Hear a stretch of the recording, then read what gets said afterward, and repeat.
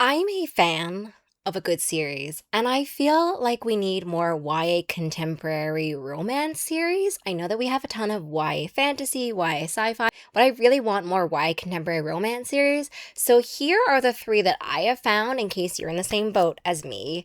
But also consider this my plea to the universe and to the publishing sphere as a whole. I love the idea of interconnected YA contemporary worlds. So here we go. If you don't know who I am, my name's Lily. I'm the book reviewer behind Utopia State of Mind, and I'm going to chat about three YA contemporary romance or contemporary series that I really, really love. And the first one is the Love in Translation series. They all have different titles, so bear with me. The first one is Love Requires Chocolate, Love Craves Cardamom, and Love Makes Mochi. Those are the three that are there.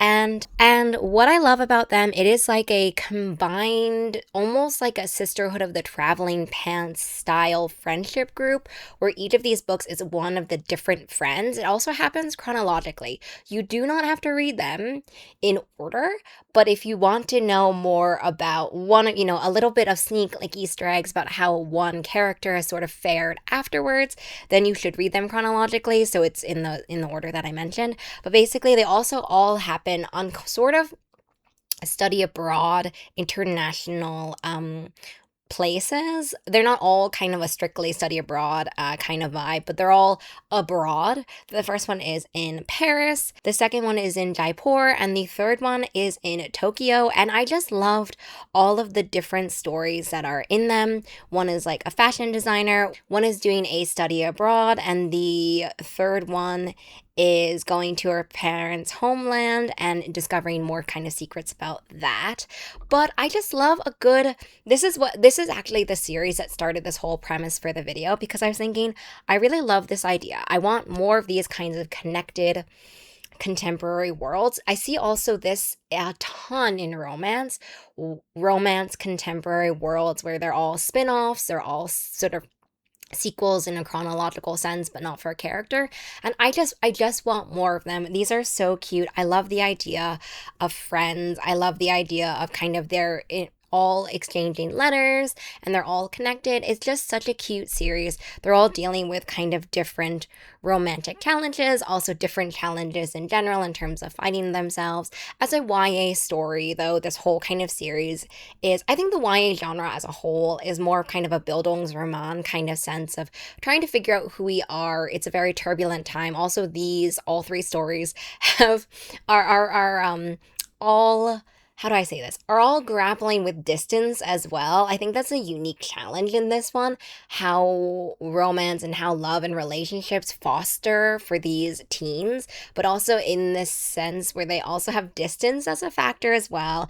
I really love this as someone who was also in a intercontinental long distance relationship at a point in my life. This was just so fun and nostalgic. I've loved being a part of the release of all of these different books. And if you've been following me on Instagram, you will see all of the different books that I have promoted from this series because I love them all dearly. And as I said, this is the first series, and it was so difficult for me to find recommendations. So if you have some, leave them down below. But it was so hard for me to find other series that give me this kind of vibe because there just aren't that many that are connected YA contemporary romance series. The next one that I want to chat about is also something that I've been recently delving into, this kind of world, but it is the Gaming and Romance series by Christy Boyce. These are all have a D&D factor as well. I feel like each of these series, or each of the ones I'm going to talk about today of the three, they all have like similar connecting factors. So the first one was kind of this friendship group and being abroad, and this one is D&D. As a person who really loves D&D, I think that this is such a fun thing. I'm not an avid D&D player because I don't have a really great kind of D&D group, but I really love it, and the times I've played it, I've really enjoyed it, and the community is so fabulous. And so this one, they're all D&D related, and they're all sort of, I feel like they're all sort of like musical related too. Maybe I'm just thinking of the last one. I know the first one has the first one in the main character, she wants to be a musical director, and I know in the last one that I recently read, she is in marching band.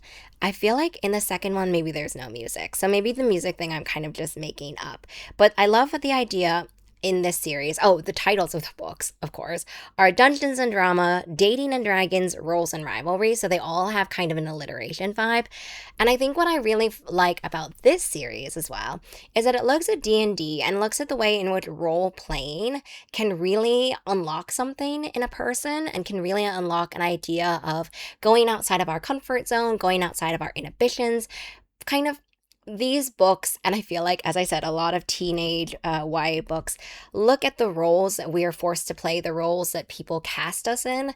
And so having D&D as a role-playing game really allows this kind of meta extra level of examining the ways in which we can break out of these roles, we can break out of the expectations, the stereotypes, the ways that we're conforming to these roles that we may not want to be a part of. And so I think that this series has that really special factor where it talks about that in a way, in three of the books, in a way that manifests in different ways, whether or not it's kind of rivalries there, whether or not it's preconceptions about D&D, whether it's kind of worrying about crossing these lines between friendship and not friendship, or friendship and something more. So I love that this series in particular focuses on that.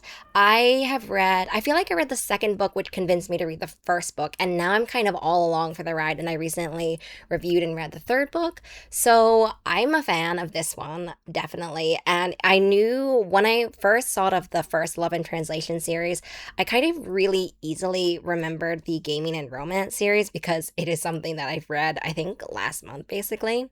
And the next one is actually only two. It is the Happily Ever After series by Elise Bryant.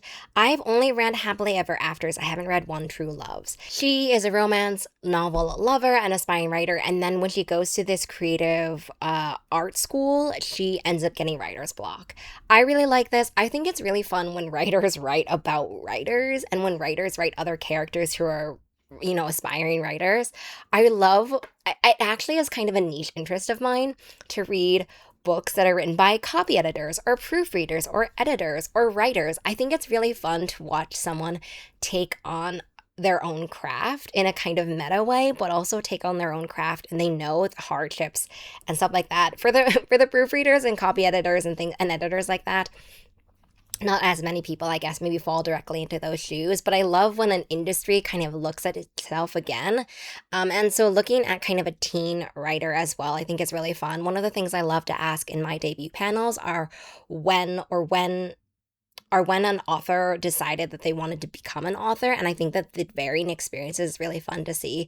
So Happily Ever Afters is there. And it's also the idea of, and also in the book, the main character actually starts taking the advice and a checklist of kind of what happens in a romance novel to kind of give a main character back their oomph, basically. So I really enjoyed that one. And as I said, it is a series. And so the second one is One True Loves. And in One True Loves, our main character is heading off to college and is undeclared. I think this is really cool because I love the bridge in YA for an upper YA/new adult, specifically college stories. The idea of being undeclared as someone who switched their major so many times, maybe 4 times, a lot of times. I really empathize with the idea of undeclared, and also that feeling.